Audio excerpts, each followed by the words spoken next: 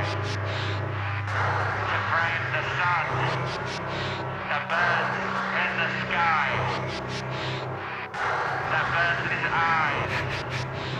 Hi, welcome to another great interview. My name is Lee, and I'm the Executive Director of Atlanta Veg Fest. And I'm here with Nosferatu.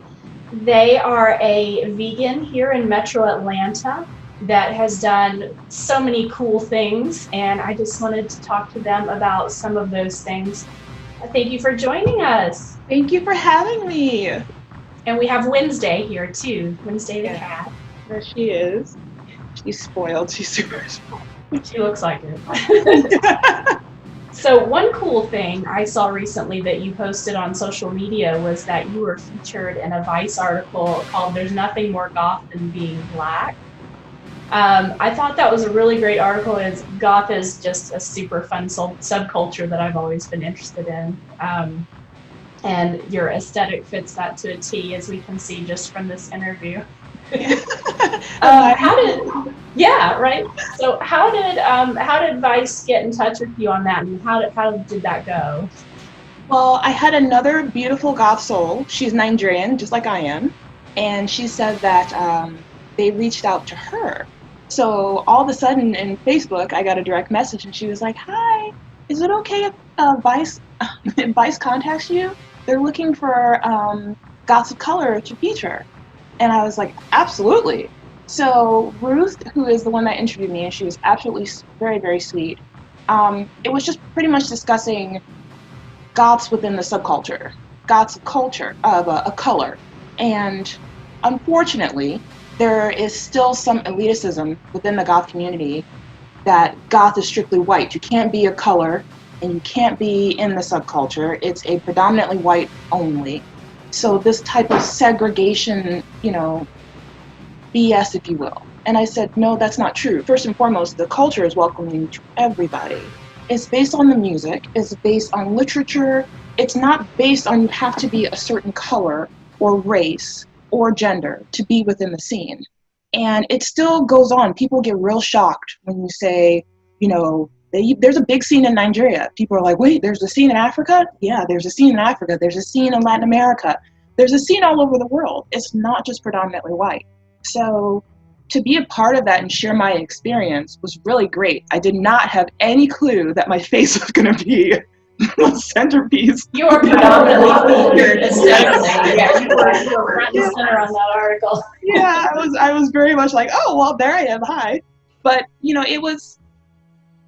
that was a very surprising, but I do feel privileged to be featured in the article with other men and women within the scene and their experiences. And it's not just also the part of, if you are, you're trying to be white if you're in the scene. I got that predominantly growing up because I didn't listen to the same type of music. I wasn't listening to rap. I wasn't listening to, R&B just exclusively. I ventured towards rock and roll. I ventured toward indie, towards punk, towards rock. And they just were immediately, you're trying to be another color, which I have no clue what that means. How are you trying to be because I listen to something that's not in the stereotype of what you're supposed to be listening to with your race.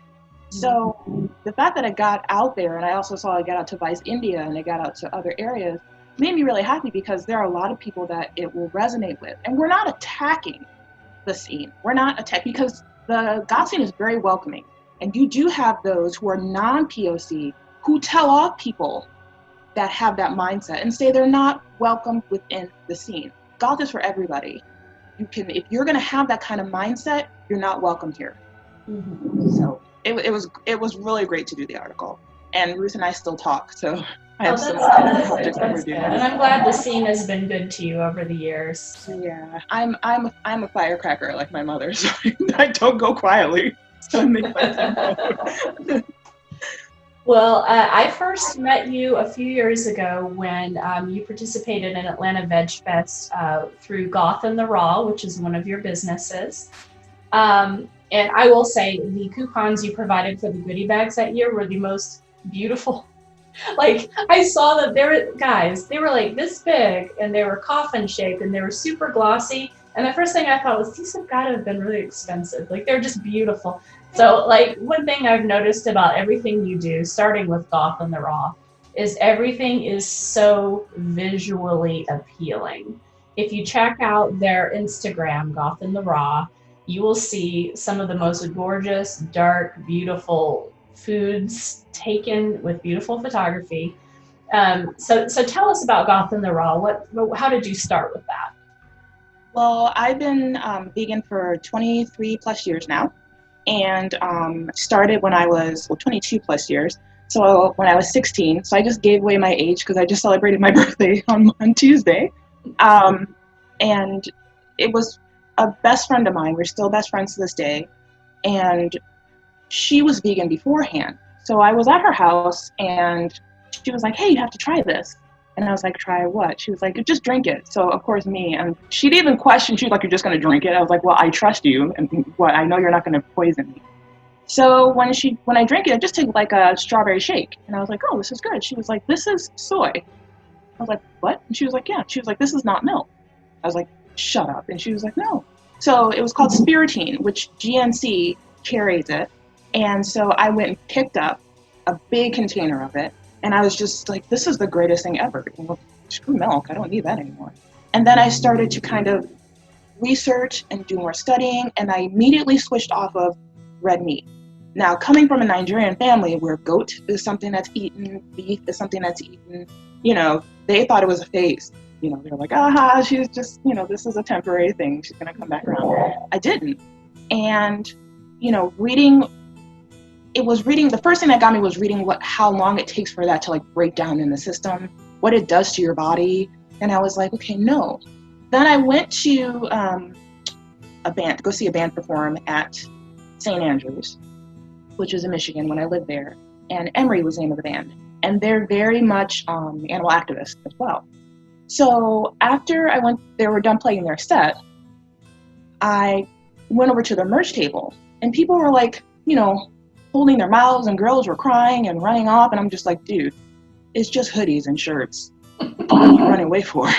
And then when I go, they have the small TVs playing factory farming videos and what happens in factory farming.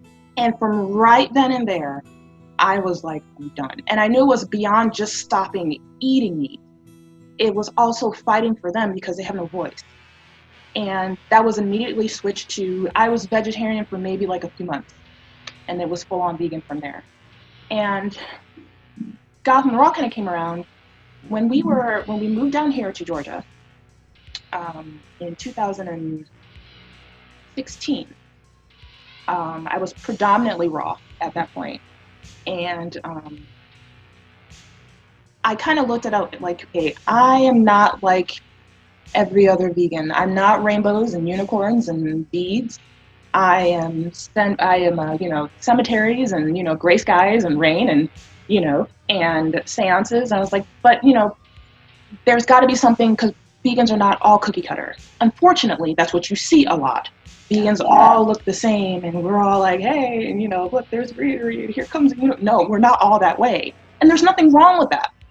And so my husband was like, why don't you go ahead and start taking snapshots of your foods? And I would go to the farmer's market and just like, okay, well, there's potatoes, but there's purple potatoes, there's red potatoes, there's radishes, but there's black radishes, there's, different types of foods and different colors of the darker aesthetic that nature all just provides herself. I'm amazed at how much purple and black in the produce area you've been able to find for your food. Yeah, great. The cow farmer's market is like the greatest thing in the world, greatest place to go. They know me on first name basis by now.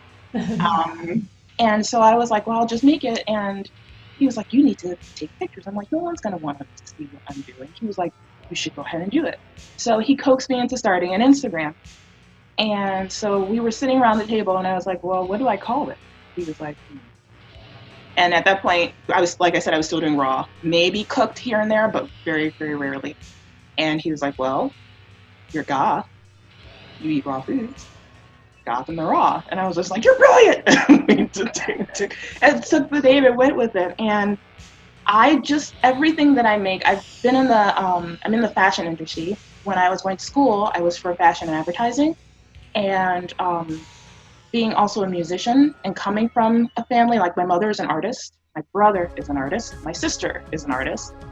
I don't use paper. My canvas is food. And it brings me such a joy just to be able to make these and see the response by people who are in the scene and people who aren't in the scene. So it's just to have an appreciation for that is everything. I do all the photography, I do all the food styling, even with a 6 and 7 year old running around. I'm standing on top of a chair with a camera and holding. Well, you also see their hand in the photo. Because Ikenna, which is our 6-year-old, he's a little chef, so he loves to come in and cook with me. So I'm like, before you do it, let's go ahead and include you. So they always like to put their hands. So when they put their hands in, I snap like that. So I would just have a roll of snap, snap, snap, snap, and I pick the best one of them taking it. And it just turns out, it gets to include them. And it's just so much fun. That's how it's come about. And it's been 5 years, going on 6 years of doing this, and to catch the eye of Netflix, when I did this collaboration with Sabrina and then working with the Addams Family in 2019 for the film, was just really, really cool. So I feel very fortunate, but my main thing is to show that there is raw vegan and vegan food that anyone can enjoy, but it's not a regurgitation of the same thing, and there are a lot of goths within the scene. The majority of goths are vegan. Really? Yeah, a large percentage are vegan.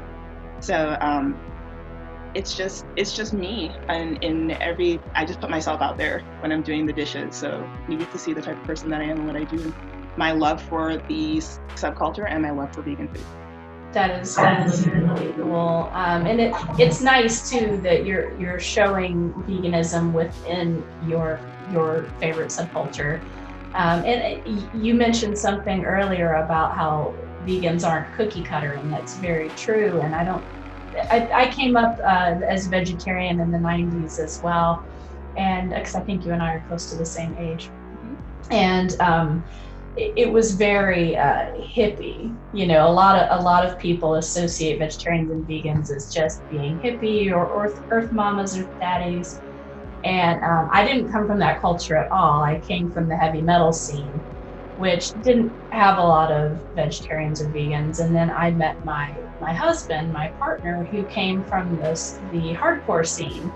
And I was kind of shocked at how vegan that scene was too. And that just shows I kind of, even though I didn't come from the hippie scene, I still had a preconceived notion in mind.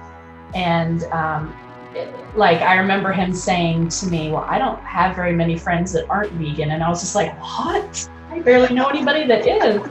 So it's nice to see different facets of people coming into veganism and, sharing things like your food within your culture. It's pretty awesome. You mentioned the Addams Family thing. I'm not familiar with what your collaboration was with that film. Can you tell us that? Yeah, so I did a food collaboration with them. So for the promotion of the film that came out last year, the animated film, I did dishes based on each Addams Family character. And they were all vegan, and I did, for example, for Wednesday, she always, and my love of the Addams Family came in I was 12, and I had just kind of read the cartoon and read the comic strip by Charles Addams, and then I saw the movie. I'd seen the cartoons, so I was completely hooked, and of course Beetlejuice was a cartoon as well, and I've loved Beetlejuice, and then the movie came out, and I was just I was this is my family. So I've constantly been a huge fan of the Addams Family. And when we got in touch with, my publicist got in touch with Annapurna, and Annapurna is with United Artists releasing. And we thought that Annapurna Pictures was doing the film. Well, it turns out that United Artists and MGM were the ones that were doing the animated film. So then my publicist we got a reply back from United Artists because Annapurna sent them my information that he had used to get in touch with them. And she went ahead and saw everything on my Instagram, and we talked about doing collaboration. So, for example, I did very intricately designed poison label cookies that were inspired by Wednesday's poison bottle that she always carried around with her. I did amazing split pea or sweet pea and radicchio soup for grandmama in these coffins, cauldrons, these little cauldron bowls. And I topped them with hazelnuts and black garlic puree. And for Morticia, I ended up doing a black martini for her, blackberry martini. For Wednesday, I did bombs. They look like little bombs. In the movie, in the animated movie, he had little bombs, so little detonator bombs that he threw. So that's what I did, like cake pops that were intricately shaped and designed like those detonator bombs. And yeah, I think that's all I did. Oh, and then I did a cake inspired by both Fester and Gomez for the movie. Not for the animated necessarily, but in the Addams Family films with Raul Julia, rest in peace, they had the Mamushka celebration. So I did a formal cake, double layer cake, with a gold candied lacquered bat up front, and then I have this piece that looks like Thing's hand that sits right on top of the cake. And it is just a beautiful, beautiful rose cake that I did for that. And then I did a collaboration for Netflix for Sabrina. That was really cool too. Oh, that sounds really fun. It was fun. It was stressful, but it was fun. Oh, I'm sure. It's, it's one thing to create things on your own time and to just do something for fun. And if it doesn't work out, then it's okay. But I'm sure there's more pressure when you're working for a large, something like that. Yeah, and they loved it. And then I ended up going to the world premiere. So that was really, really cool to go to. Awesome. Yeah, that was fun. Cool. Okay, so there's something else really, really great that you're doing in Atlanta that I'm excited about. And unfortunately, I know it's an event, and I know you had to cancel this year just like Atlanta Veg Fest did because of COVID-19 and just the uncertainties of we can't plan events right now, everybody. Yeah. It's too hard. We can't put deposits down if we don't know that many people can get together and keep everybody safe. So Voth Fest is your new event, and so it's a vegan goth festival, which when I saw it online, I squeed out loud because it's just such an amazing and then I talked to some friends of mine and we're like, this is so specific. Like, how many people are going to be at this? Like 7? It's so specific. But then turns out it has, a lot of people are excited about it. Yeah. So where did you first get the ideas from it, and how did that come about? When I came out with, I have a magazine that I run called Prism. Well, now it's going to be re-releasing in the fall under a new name, Phantom.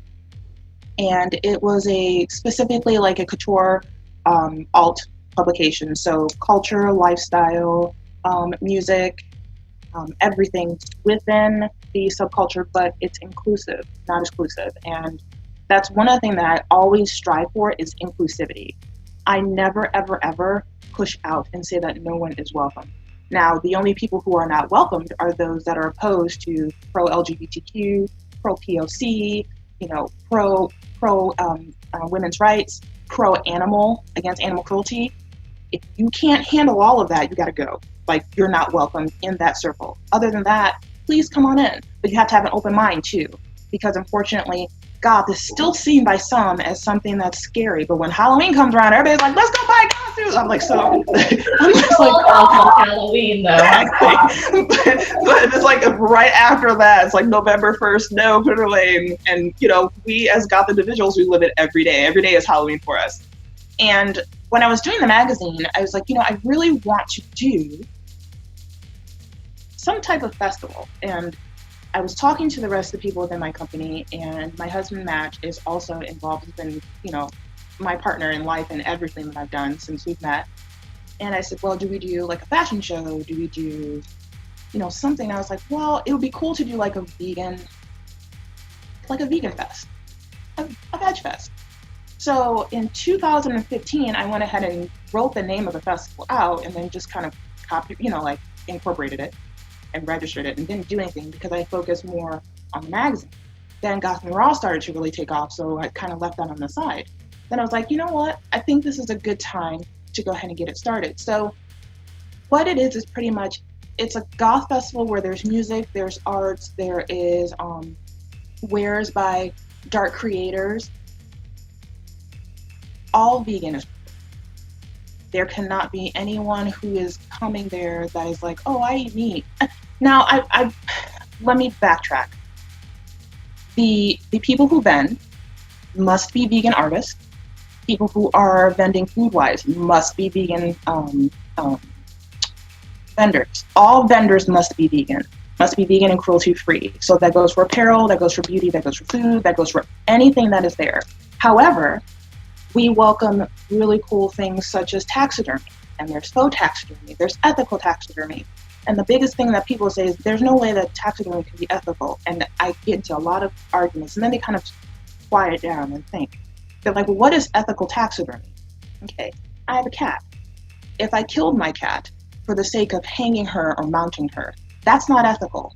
If an animal was killed from natural causes, maybe was hit by a car, something like that, the animal wasn't killed by my doing, but I decided to preserve the animal in the way that I see fit and the beauty that is that of things that are dead.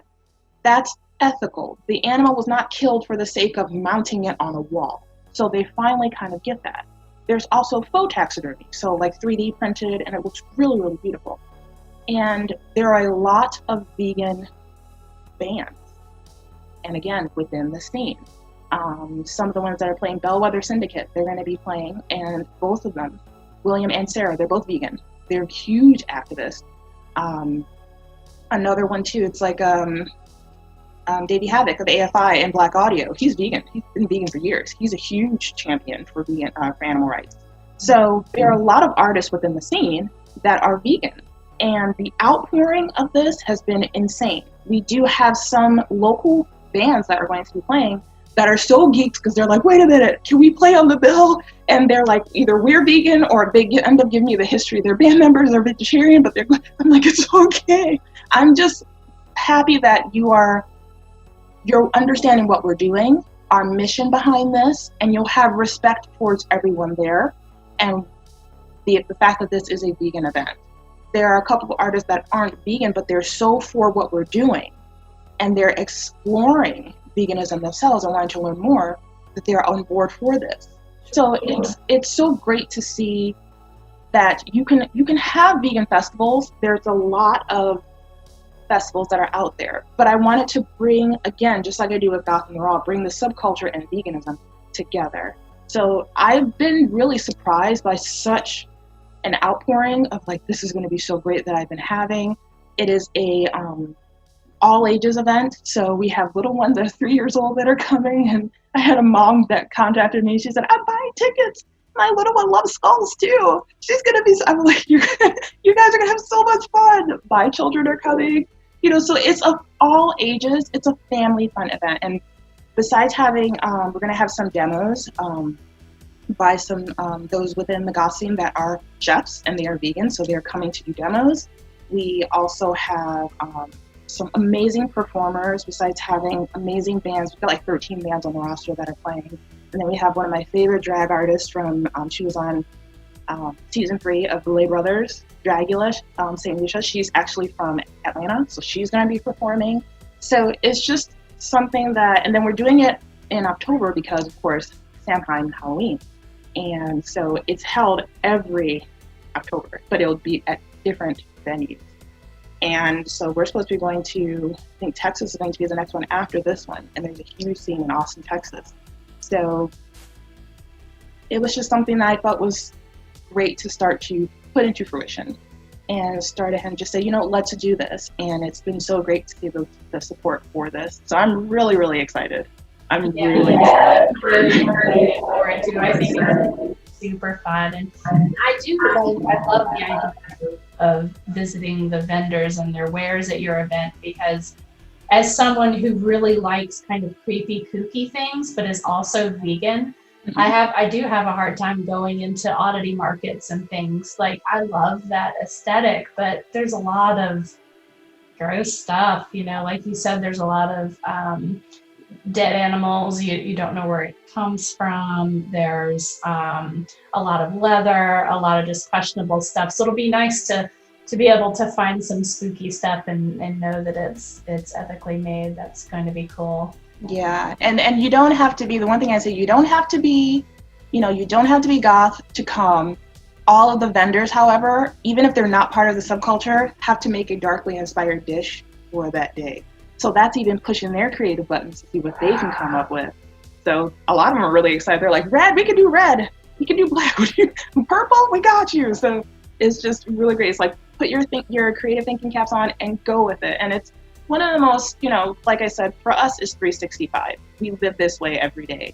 But this is a celebration, and in terms of a holiday that everybody looks forward to. So it's fun. There's a lot. It's new wave music that's going to be playing. We're looking at new wave, dark wave, post-punk. It is just, I'm really, really excited. I'm really excited to bring this to Atlanta, for it to be the first location. Yeah, I can't wait to bring my 9-year-old, because he's living in Castlevania right now, so he loves all things skeletons and skulls. And you'll appreciate this. He doesn't call a skull, he calls it a skeleton head. So anyway, I think it's going to be great. That will be, VaultFest is October 2021. And you said the next place it will be Texas. Does that mean it will not be annual in Atlanta? It will be going back and forth, or? It'll be going back and forth. We are going to be doing Texas, and then we're doing New York and New Jersey. Then we're doing LA. Then we're going to be doing Nigeria. That'll be the first to take it back home. Was talking to my cousin.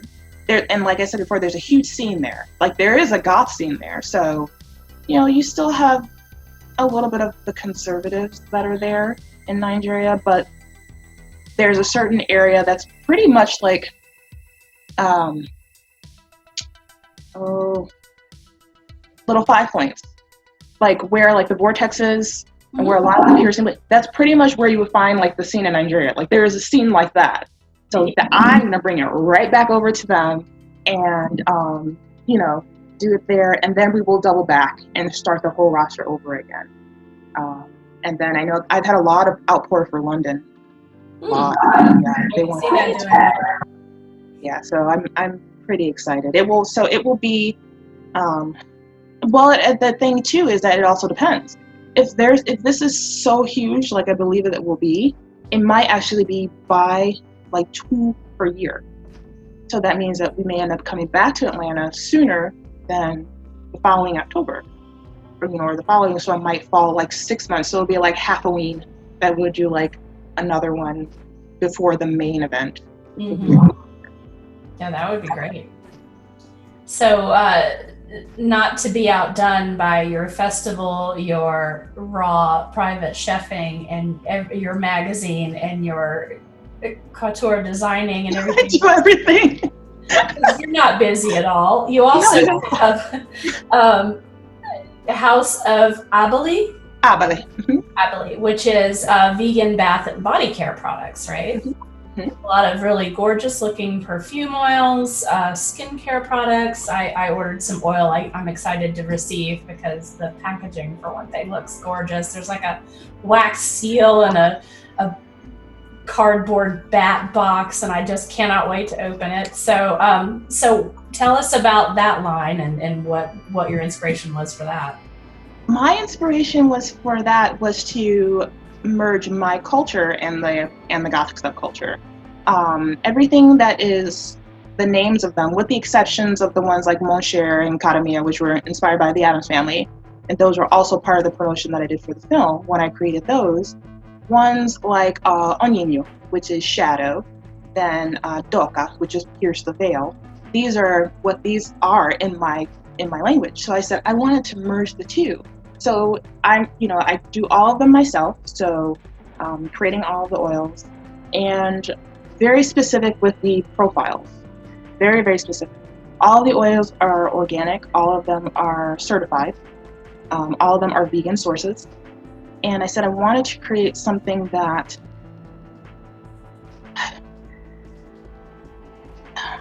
I think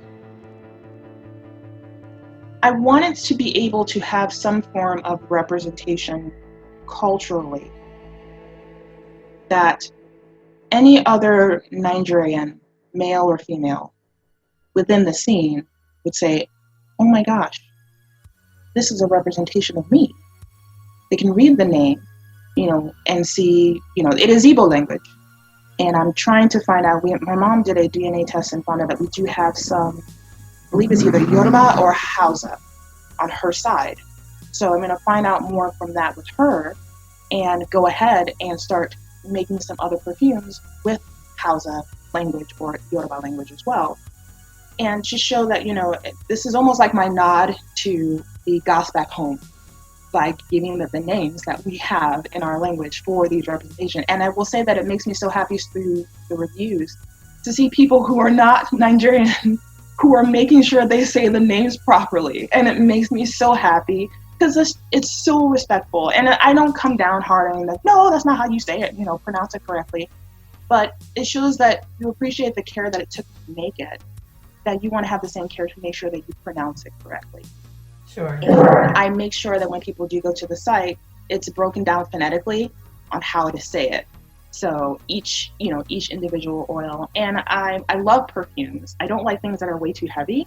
I used to, when I was like 15, lived at Sephora. Like I lived there for like days. I just got, and I was like, well, sometimes it's just like, I can't breathe because there's too many perfumes that are just too heavy, or finding out how they were produced was disturbing. So, especially with the animal testing, I was like, nope. So I wanted to create something that everybody could wear. It doesn't matter, like they're not tied to genders. Like none of my perfumes are gender specific. So you can be a male and wear Academia. You can be a female and wear Mon Cher. You can wear a men's scent. You can wear a women's scent. It doesn't matter. They're all gender neutral. There are also kids safe. So my littles, their favorite one is Onino, which is shadow. So they walk rubbing sticks. I'm like, it's not lipstick though. Let's just keep it on the eye. So, but it's something that and then even with skincare, like there's specific oils that are targeted towards specific types of skin. Anybody can use it, but I go by oil type. Like if your skin is oily, is it dry? Do you have like different textured skin? Here's what this is supposed to do. All natural or fruit oils. Something that it's not going to work like overnight. Things take time, but when you do, the results are amazing. And I am the tester for all of those. Like I don't just make it and say, look, oh, I see that rice bran oil does something. This is great, bottle it. No, I will create a little sample and use it for 1 to 2 weeks to see what effect it has on my skin. If I give it a thumbs up and say, okay, this is great, there's no side effects, what is it doing that I'm putting out there that I even want to sell it to someone? Then I go ahead and put it in the store. So we're starting to add some ritual wares as well. So some prosperity oils, the things that I use in my culture, such as kola nut, which is very sacred to us, and other things that can be used for divination. So it's growing. It has been great to see such an outpouring, especially with people supporting the Black Lives Matter movement. I have been very grateful to you and to everybody that has supported my store. I can't express how much I love all of you guys for doing so. Oh, it sounds like you put a lot of care and work into curating your ingredients, and that's a very thoughtful process that everybody can appreciate, vegan or otherwise. But a lot of people who aren't vegan may not realize that a lot of perfume and just aroma products are animal derived, not only just animal tested, but animal derived. I mean, we're talking squeezed from the anal glands of a musk deer derived. Yeah. So gross. So it's really nice to have thoughtfully created products, and also a great nod to your culture and your bloodline. That's really very awesome. You can find, we'll put a link to all of your endeavors that we've discussed in this interview down in our notes of this video, and you can also find House of Abili linked on the Atlanta Veg Fest page. We have a vegan owned Black businesses directory that you can find out on there as well.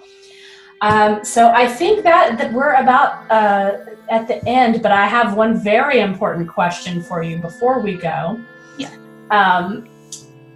In an arm wrestling match, who would win, Peter Murphy or Daniel Ash? Ooh. Why'd you go there? Okay.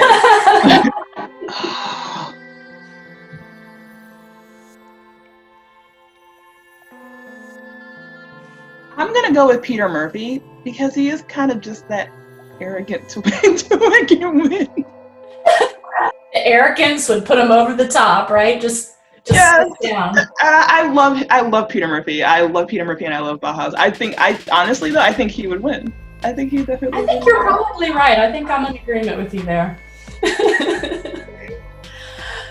Someone gets offended by like the arrogance part. Peter Murphy is great, people. It's a compliment. Yes, it is well deserved. He's like the godfather, as much as he doesn't want to hear that. He is the godfather, like in the scene. He is. Nosferatu, I'm so glad you could join us today. Thank you so much, and thanks for bringing Wednesday along. It was a pleasure to watch her lick and yawn. Well, thank you so much for having me on, and I am so excited that you are going to be one of the special guests at BossFest too. I'm excited about that too. I have no idea what I'm going to talk about, but I'm just going to be giddy to be there. So thank you for having me there. You're so welcome. Thank you so much. Thank you. Take care. Bye.